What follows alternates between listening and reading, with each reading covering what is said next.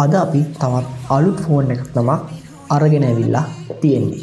ඒ තමයි Xiaomi සමාගමෙන් release කරපු මෙන්න මේ ෆෝන් එක. ඔව් මේ ලංකාවට ආව තවත් සුපිරි බජට් වැඩකාරයෙක්. හැබැයි අවුරුද්දක විතර පරණ ෆෝන් එකක්. ඒ කියන්නේ ගිය අවුරුද්දේ රිලීස් වෙච්ච Note series එකේ high end ෆෝන් එක තමයි මෙන්න මේක. ඒ තමයි Xiaomi සමාගමෙන් රිලීස් කරපු Redmi Note 14 Pro Plus කියන මෙන්න මේ ස්මාර්ට් ෆෝන් එක. නම නම් පොඩ්ඩක් දිග වැඩි. එතකොට කලින් කිව්වා වගේම මේ තමයි අපේ Note 14 series එකේ තියෙන හොඳම ෆෝන් එක. එතකොට ඇයි මම මේකට බජට් වැඩකාරයා කියලා කිව්වේ?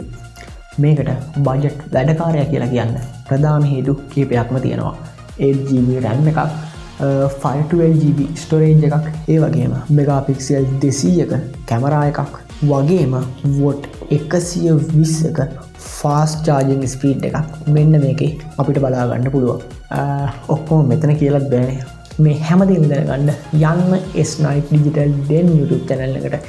ඒකට ගිහිල්ලා මේ කතාව වගේම තවත් අලුත් කතා ගොඩක් තියෙනවා.